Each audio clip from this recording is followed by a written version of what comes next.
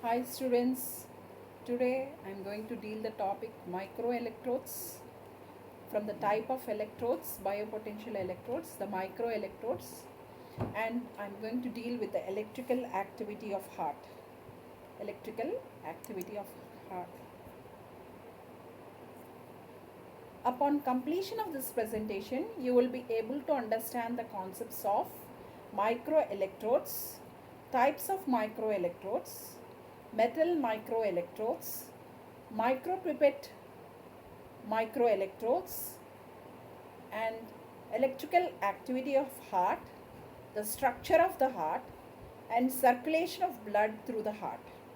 Upon completion of this presentation, you will be able to understand the concepts of microelectrodes, types of microelectrodes, metal microelectrodes, micropipette electrodes, electrical activity of the heart, structure of the heart, and circulation of blood through the heart.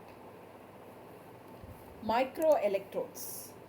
Microelectrodes are electrodes with tips sufficiently small enough to penetrate a single cell in order to obtain readings from within the cell. So you're going to use the tips which are sufficiently small enough to penetrate through a single cell in order to obtain readings from within the cell. The tips must be small enough to permit penetration without damaging the minute cell. So the tips are pierced into the cell. So the tips must be small enough and should not damage the cell which is under test. The main functions of the microelectrodes are potential recording and current injection. The two functions, potential recording and current injection. Microelectrodes are having high impedances in mega ohm range because of their small size. Because of their small size, they have very high impedance range, and we have a wire that is coated to the tip with a insulating material. Almost up to the tip it is coated with the insulating material to prevent any artifacts. Only the tip is pierced into the cell under test. Used in studying the physiology of excitable cells by measuring potential difference across the cell membrane. So they are used in measuring the electrophysiology of excitable cells by measuring potential differences across the cell membrane. These electrodes need to be small and strong, and they penetrate the cell membrane without damaging the cell. The tip diameter is approximately equal to 0.05 to 10 micrometers. 0.05 to 10 micrometers. 0.05 to 10 micrometers. So these are the microelectrodes are they are having very narrow tip, very sharp tip. Up to the tip, almost up to the tip, it is insulated, and there are different types of microelectrodes. We have metal microelectrodes and micropipette electrodes. Metal microelectrodes and micropipette electrodes. The metal microelectrodes are formed by the electrolytically etching the tip of the fine tungsten or stainless steel to the desired size and dimension. You are going to etch the tip of fine tungsten or stainless steel to the desired size and dimension. This wire is coated almost to the tip with any type of insulating material. So the metal ion interface takes place where the metal tip contacts the electrolyte either inside or outside the cell. We have one interface, that is the tip of the wire with the intercellular cell fluids. So they are outside. You have an electrolyte or an electrolyte jelly. So there is a metal ion interface.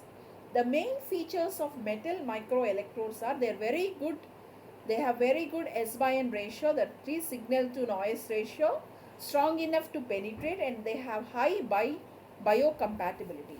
They have high biocompatibility.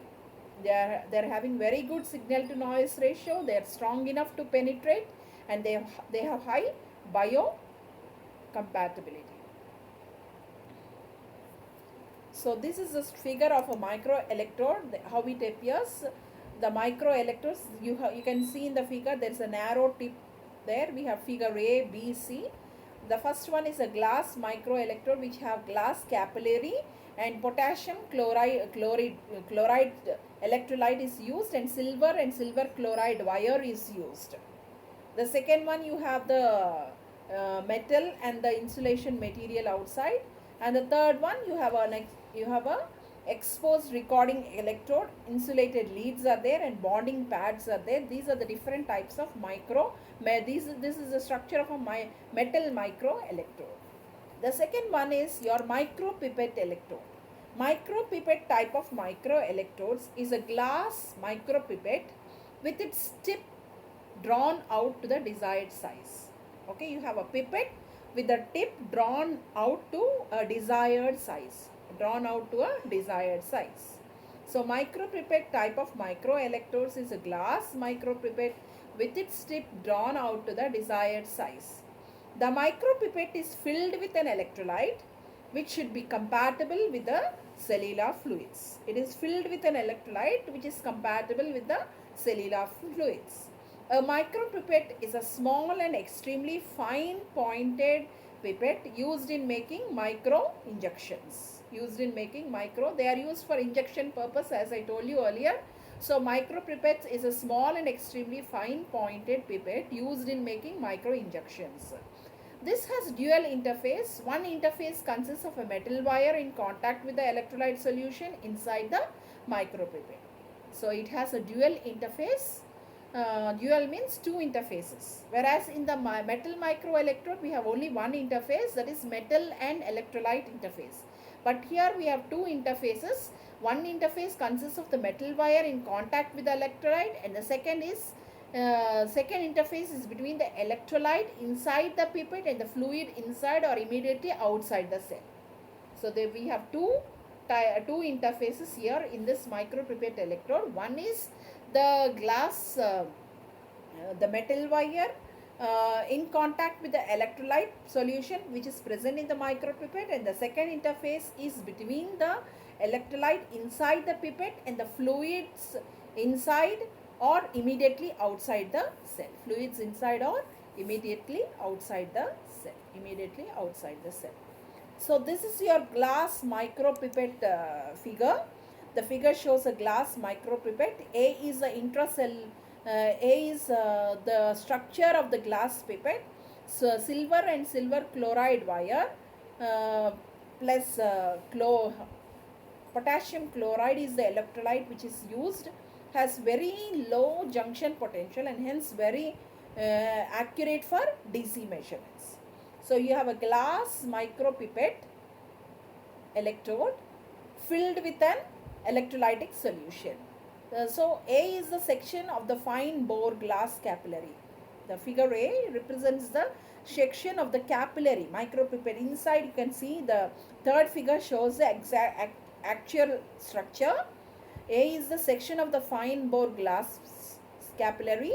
B is the capillary narrowed through heating and stretching. So you are narrowing that capillary by heating and stretching. And C is the final structure of the glass pipette. So this is your glass pipette microelectrode. We have inside you have the metal electrode inside, then we have your electrolytic solution potassium chloride, then we have the pipette. The tip of the pipette is sensitive to the measurement, and this tip is narrowed in such a way that it is heated and it forms a very low junction potential near the tip. And final structure of the glass pipette microelectrode is shown in the figure C. So intracellular, typical for recording for cells such as cardiac myocycle, need high impedance amplifiers and negative capacitance amplifiers. So this is about your glass micropipette electrode.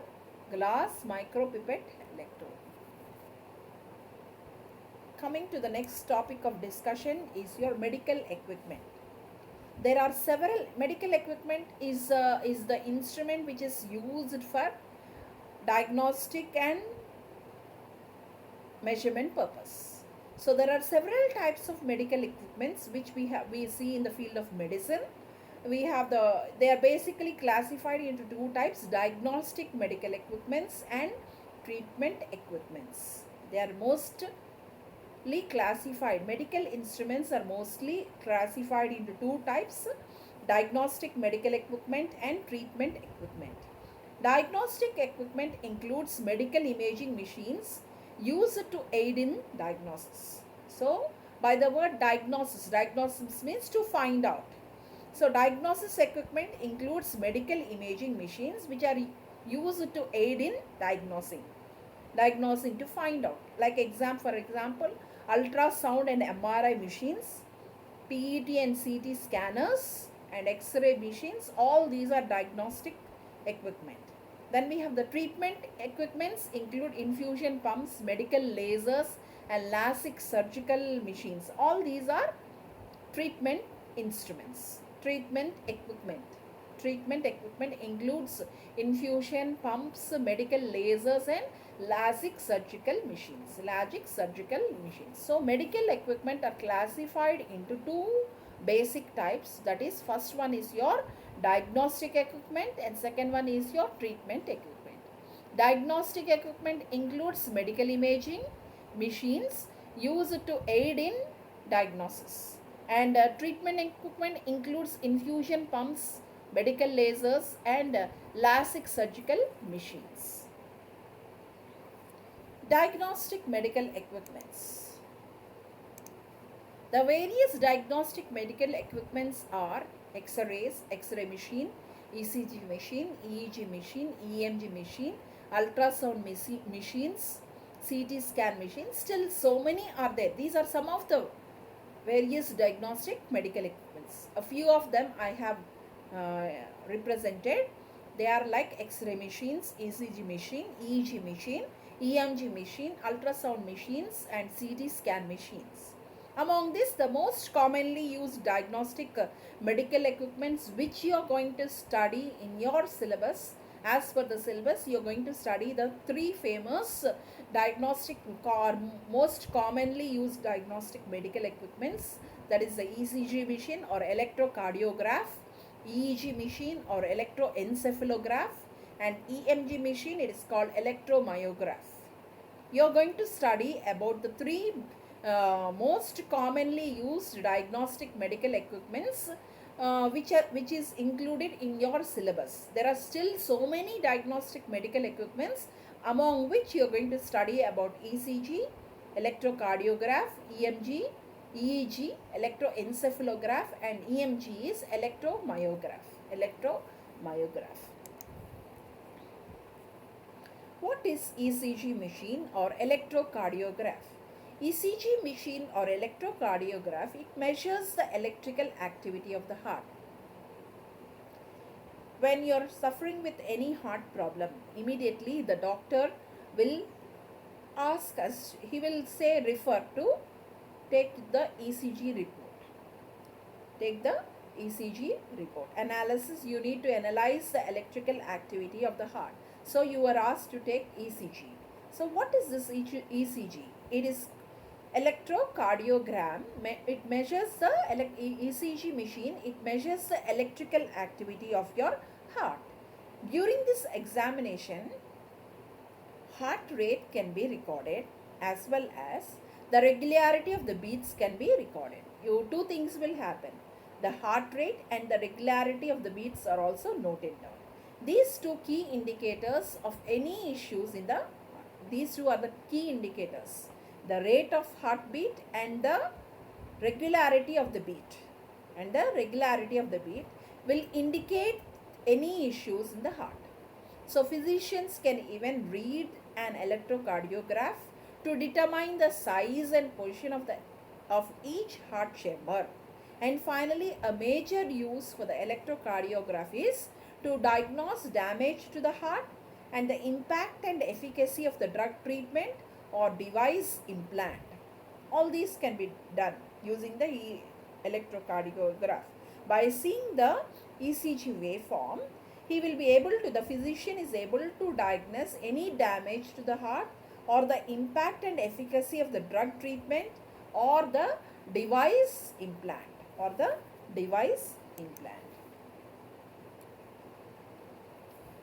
So this is about your ECG. In brief, it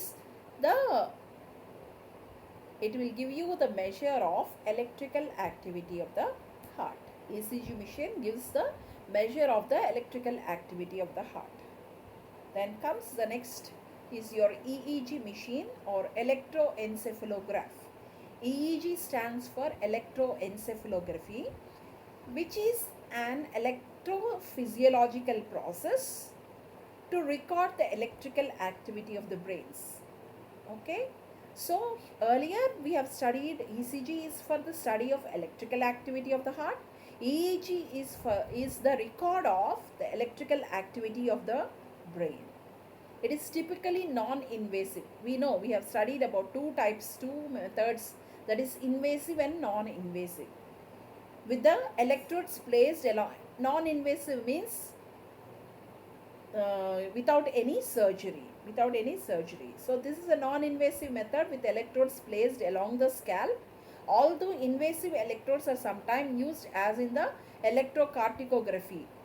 Okay, and there is another method to find out the electrical activity of the heart, that is electrocardiography, where you are going to do some surgery and place the electrodes. But this electroencephalography is a method where you are going to place the electrodes on the scalp without any surgery. So this is called non-invasive method. EEG measures voltage fluctuations resulting from ionic currents within the neurons of the brain. They will measure the voltage fluctuations resulting from ionic current within the neurons of the brain.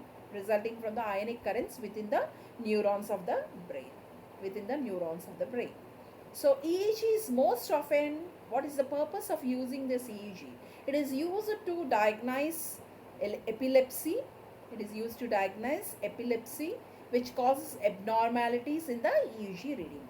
It is also used to diagnose sleep disorders, depth of anesthesia, coma, encephalopathy, and brain death.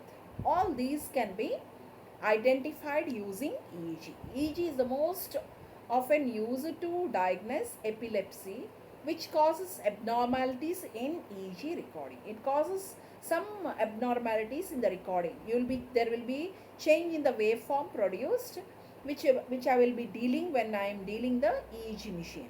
It is also used to diagnose sleep disorders, depth of anesthesia, coma, encephalopathy, and brain death. Then comes your next diagnostic machine, that is equipment, that is electromyogram or EMG machine. Electromyogram is an electrodiagnostic medical technique for evaluating and recording the electrical activity produced by the skeletal muscles. This is the recording of the electrical activity of the muscles, skeletal muscles. We have seen the electrical activity of the heart called as ECG, electrical activity of the brain called as EEG, and electrical activity of the muscles known as EMG. So EMG is performed using an instrument called an electromyography to produce a record called an electromyogram. So EMG is performed using an instrument called as electromyography, and it produces a record called electromyogram. An electromyography detects the electrical potential generated by the muscle cells when these cells are electrically or neurologically activated. When action potentials are generated inside the muscles due to muscle activity, so electrical signals are generated, and this record of these signals will give you your electromyogram. The signals can be analyzed, they can be detected for any medical abnormalities, activation levels or recruitment order, or to analyze the biomechanics of human or animal movements. So EMG is used as a diagnostic tool for identifying neuromuscular diseases. It is used as a diagnostic tool for identifying neuromuscular diseases, and it is also best used for control signal for prosthetic devices. Prosthetic devices are nothing but artificial limbs, such as prosthetic hands, arms and lower limbs. So this EMG signals are used to control signals for prosthetic devices. They are used for identifying the neuromuscular diseases, used to identify the neuromuscular diseases. So electromyogram is the electrical act, it's the recording of the electrical activity produced by the skeletal muscles, Then coming to the most important organ of our body. The most important and amazing organ of our body is heart. It is a continuously pumping machine. I can say it as a machine because it is continuously pumping oxygenated red blood cells and nutrient rich blood and other compounds like platelets throughout your body to sustain the life of your other organs. It is an amazing organ which sustains the life of other organs by pumping oxygen enriched blood and other components and other nutrients like platelets throughout your body to sustain the life of your organs. It's a pumping power also, and it pushes blood through organs like the lungs to remove waste products like carbon dioxide. It pumps out waste products. So it acts as a pumping machine. So this fist shape sized powerhouse beats in other words, that is the rhythmic contraction and expansion of the heart muscles leads to heartbeat, it is called. So this beat expands and contracts about 100,000 times per day, pumping 5 or 6 quarts of blood each minute, or about 2000 gallons per day. So heart is an amazing organ. It is a pumping machine which pumps about 5 or 6 quarts of blood each minute, or about 2000 gallons per day. 2000 gallons per day. In general, if the heart stops beating in about 4 to 6 minutes of no blood flow, what happens? The brain cells begin to die. And after 10 minutes of no blood flow, the brain cells will cease to function and effectively be dead. There are few exceptions to the above. Sometimes there are some exceptions, but in most cases, within 10 minutes of no blood flow to the brain cells, your body is going to die. The heart works by a regulated series of events that cause the muscular organ to contract, that is squeeze or push blood, and then relax. That means relaxing is refilling with blood. Contraction is squeezing or pumping the blood, pushing the blood. So this is the rhythmic, there is a rhythmic movement or a regulated series of events takes place in the muscular structure of the heart. The heart is a pump made up of muscle tissues. The heart pumping action is controlled by electrical conduction system that coordinates the contraction of the heart chambers. Okay, the heart is a pump which is made up of muscle tissue. It is a fist-shaped, fist-sized pump organ, and it pumps blood. And this heart is covered by muscle tissues. The heart's pumping action is controlled by an electrical conduction system that coordinates the contraction of the heart chamber. That coordinates the contraction of the heart chambers.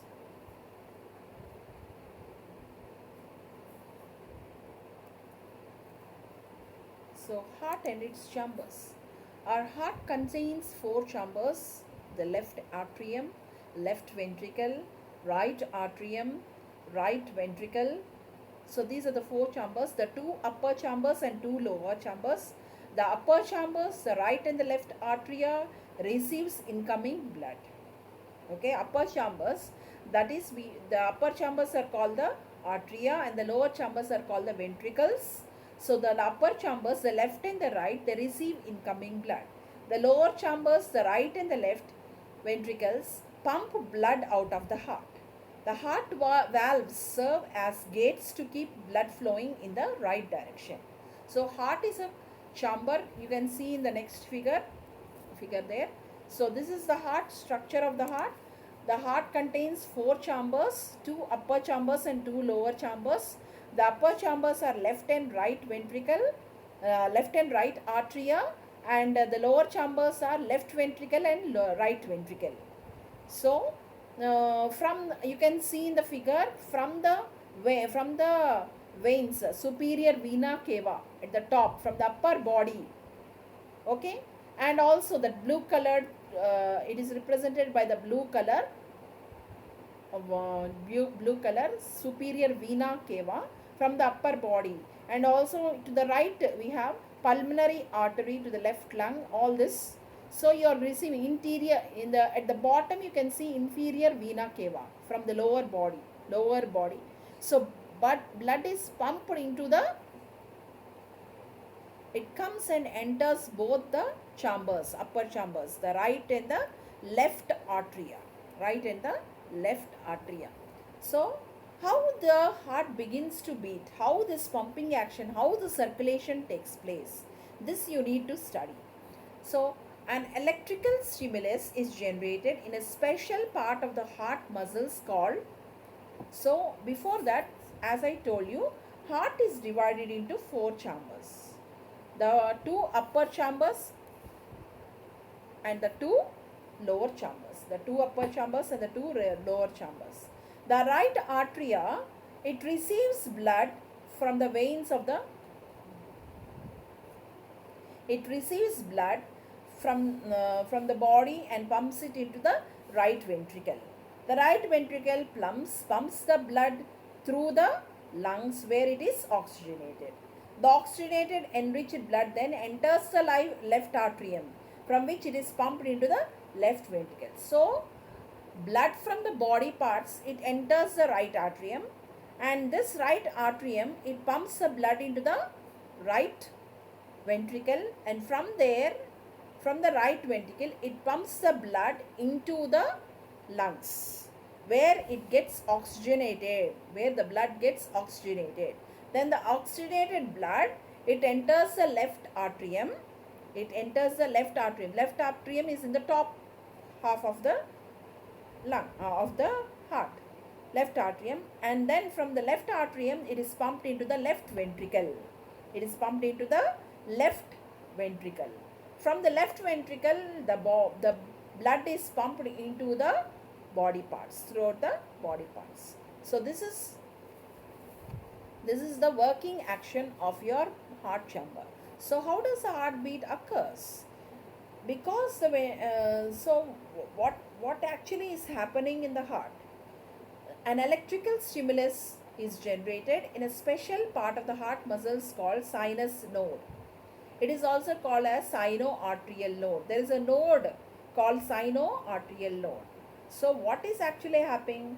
Because the ventricles actually pumping the blood through the vessels, the ventricular muscles are much stronger and much larger. Okay. So each action potential in the heart, as I have told you earlier, we have resting and action potentials. Action potentials are when the inside of the cell is positive compared to the outside. It is said to be action potential. So when the action potential in the heart originates near the top of the right atrium, at a point called sinoarterial node or the pacemaker. Sinoarterial node or the pacemaker. So this pacemaker is nothing but a special group of cells that spontaneously generate action potentials at a regular rate. So the first impulse is started at this node called sinoarterial node. It is a small mass of special tissue in the right upper chamber of the heart, that is the right atrium. In an adult, the sino node sends out a regular electric pulse of 60 to 100 times per minute. This electric pulse travels down the conduction path and causes the heart's lower chamber to contract and pump out. So what is happening? The pacemaker is a group of specialized cells that spontaneously generate action potentials at a regular rate although the rate is controlled by the intervention. So to initiate the heartbeat, the action potential that is generated by the pacemakers propagate in all directions along the surface of the heart, along the surface of both the arteria. So the wavefront of the activation travels parallel to the surface of the arteria towards a junction towards the junction of the arteria and the ventricles.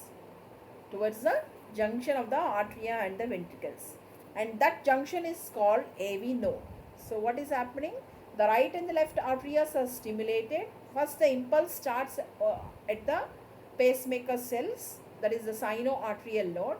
Then the impulse begin to propagate towards from the top to the bottom. The top part of the heart is you are having the arteria. So left and right arteria are stimulated first and contract to push the blood from the arteria into the ventricles. So when the wavefront reaches, the wave terminates at a point near the center of the heart called arterioventricular nodes. So the ventricles then contract to push the blood out into the blood vessels of the body. The original electrical impulse travels from the sinus node across the cells of your heart, right and left arteria. The signal travels to the AV node, arterioventricular node. This node is located between the arteria and the ventricles. In the AV node, the impulses are slowed down for a very short period. The impulses are slowed down for a very short period. This allows the arteria. Now the arteria is receiving all the action potential. So now what is happening? The blood that is filled into the artery is pushed by contraction of the arteria. Okay. This allows the arteria to contract a fraction of a second before the ventricles. The blood from the arteria empties into the ventricles before the ventricles contract. After passing through the AV node, the electric current then continues down the conduction pathway through a pathway called bundle of His.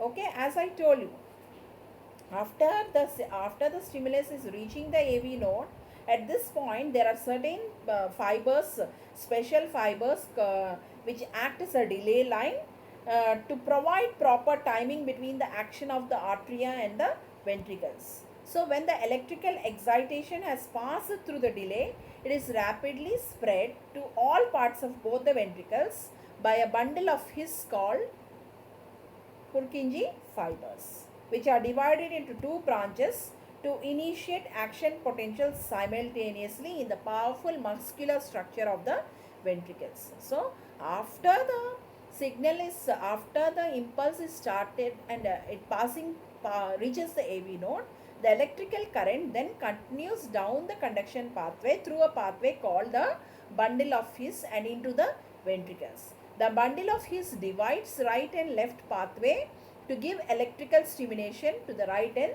left ventricle.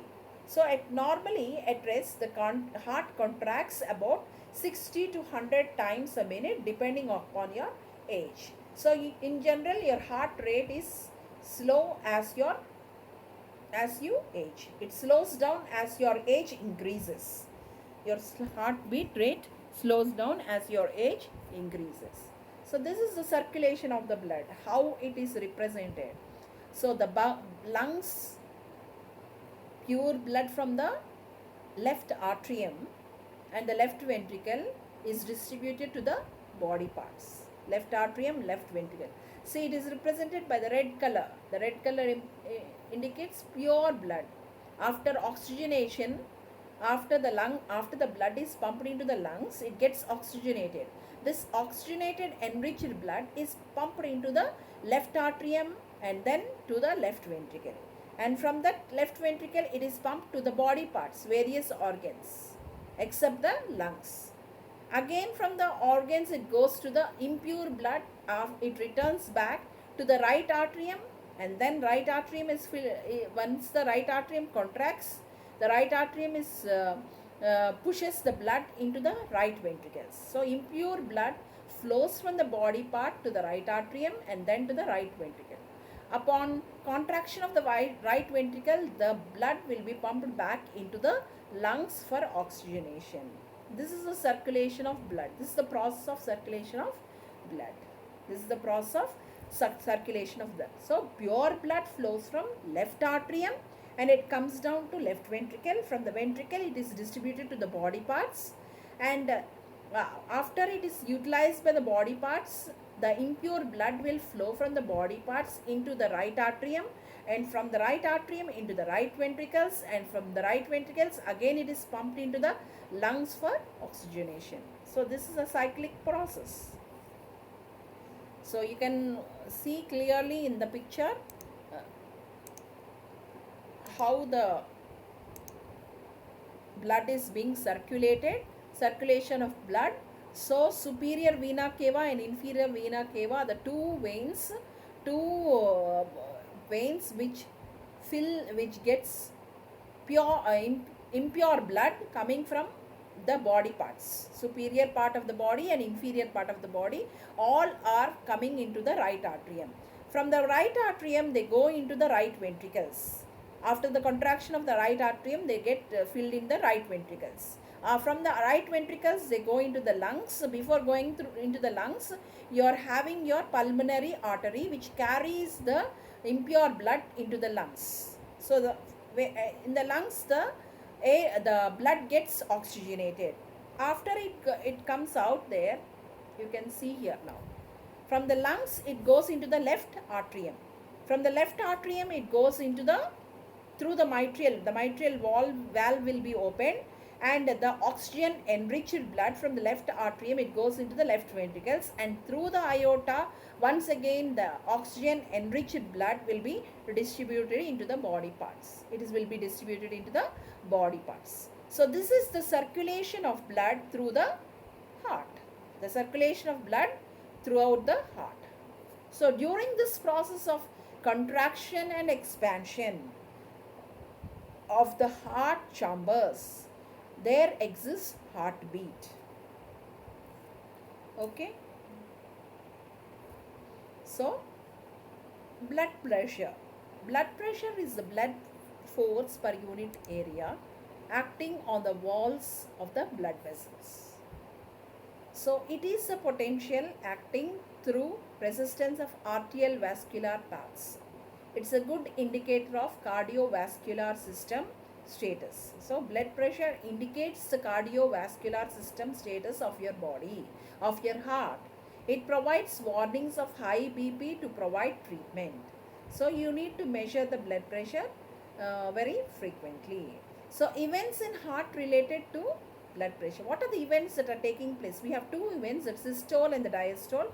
During the systole, what happens? Heart contracts and ejects the blood. The heart contracts and rejects the blood. The ejection of the blood from the left ventricle increases. First from the left atria, then into the left ventricle, and from the left ventricle it comes out, ejects to the body parts. So increases pressure through the blood vessels, and this pressure is called systolic pressure. The second part of the beat pushes the blood out of the heart. Okay, systolic pressure. It pushes blood out of the heart. So diastole, the first part of the heartbeat pushes the blood from the atria, that is small chamber on the top, to the left ventricles, the larger chamber on the bottom. So during diastole, heart relaxes and collects blood. Okay, the heart relaxes during diastole. During systole, the heart is getting compressed. During diastole, the heart is relaxed. It gets relaxed. Okay, it gets filled, pushes the blood from the artery to the ventricles. During diastole, heart relaxes and collects blood. Aortic valve is closed by the back pressure of the blood pressure and seen as dichotic notch. Artery pressure decreases as blood pours into the countless peripheral vascular networks. It is called diastolic pressure. Healthy person maintains systole at 120 mm of mercury and diastole at 80 mm of mercury. Okay, the systolic pressure is 120 mm of mercury and diastolic pressure is 80 mm of mercury. So in diseased heart, ventricular contractibility and rigid arteries produce unwanted rises in blood pressure. Okay, if the heart is diseased. In diseased heart, ventricular contractibility and rigid arteries produce unwanted rise in blood pressure. They produce unwanted rise in blood pressure. Coming to the ECG waveform. So you have studied, we have seen how the pumping of the blood takes place in the heart. So this pumping action of the blood results in a waveform. So the biopotential generated by the muscles of the heart results in ECG or electrocardiogram, abbreviated as ECG. So you can see in the figure represents, it is a PQRS waveform. We call it as PQRS waveform. P wave, R wave, S wave and T wave. And in the figure we can see the PR interval, the systole. Systole is nothing but when the upper part of the blood gets contracted, that is the arteries are compressed. Systolic blood pressure is the normal blood pressure is in the range of 95 to 140 mm of mercury. Diastolic pressure, systole is defined as period of contraction of the heart muscles, when the heart muscles begin to contract. Whereas diastolic is when the heart, it is the period of dilation of the heart cavities as they fill with blood. Filling of the blood into the cavities, that is called diastolic. So diastolic blood pressure is about 120, systolic pressure is about 120 mm of mercury, and diastolic is 80 mm. In the QRS waveform, you can observe the systolic and diastolic regions of your ECG waveform. So this is the normal ECG waveform of a person. We get that waveform PQRST. It is a repeated waveform. It gets repeated, and based upon the number of beats, heart beats at an average of about 75 beats per minute, and the normal blood pressure range is 130 by 75. 130 by 75. Okay. Then there are other sounds which can be heard.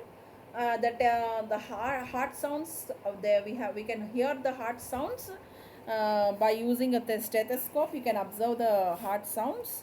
The lub-dub technique can be observed. Lub is caused by the closure of the atrioventricular valves. This is called the first heart sound that can be heard, and approximately the time of the QRS complex of the electrocardiogram, it occurs at that time of QRS waveform. When the QRS waveform is generated, you get the lub sound. The dub part of the heart sound is called the second heart sound, and it is caused by closing of the semilunar valves. Okay, first sound is atrioventricular valves, and next is your semilunar valves, where you are going to hear the heart sound. Okay, these are the heartbeat is about 75 beats per minute. So this is about your ECG waveform, which is nothing but the biopotential generated by the muscles of the heart. That is nothing but electrical activity of the heart, recording of the electrical activity of the heart. So by this presentation, you are able to understand the concepts of microelectrodes. What are microelectrodes? Summary, I would like to summarize my presentation. Microelectrodes are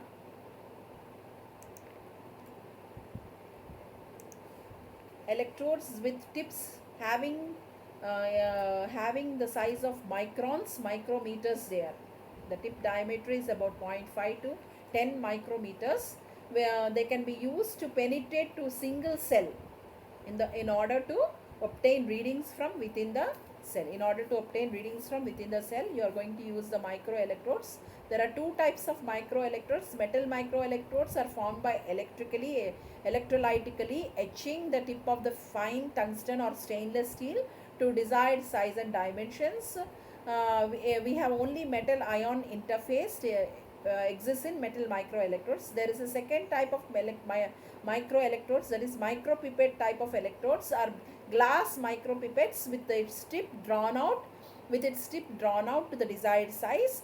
Here we have two dual interface. One interface consists between the metal wire and the electrolyte solution inside the micropipette, and the second interface is between electrolyte inside the pipette and the fluids inside or immediately outside the cell. Then coming to the diagnostic medical equipments, we have studied there are many X-ray machines, ECG machine, EEG machine, EMG machine, ultrasound machines, CT scan machines are there. Commonly used machines are ECG, EEG and EMG, which we are going to deal here.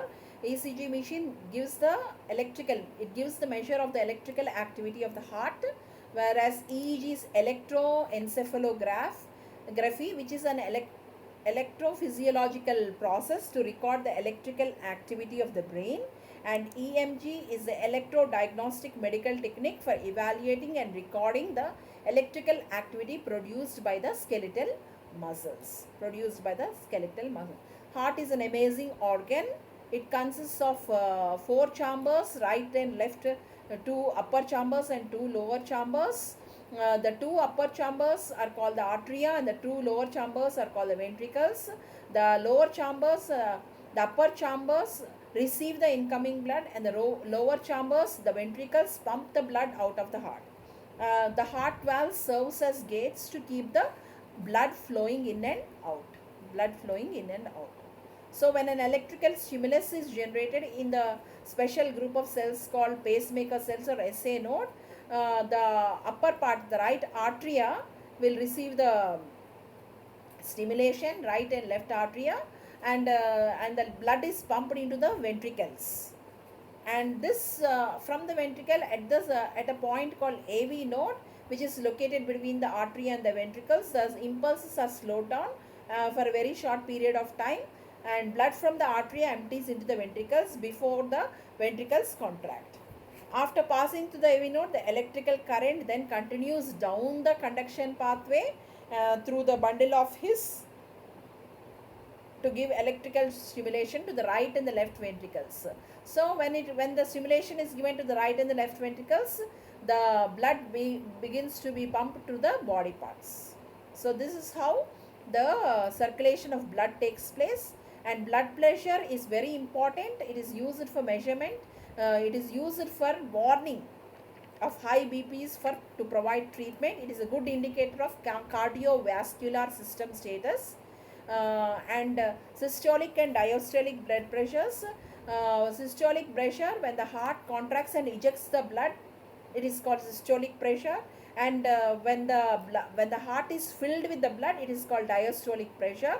And human healthy heart maintains a systole of 120 mm per mercury and diastolic 80 mm per Hg.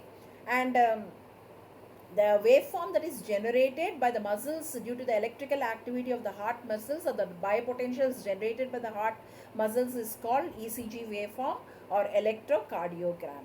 ECG waveform or electrocardiogram. So this is the functioning of the heart, the electrical activity of the heart, and the waveform generated by the heart called electrocardiogram, which I have been discussing till now, and I would like to end my presentation today.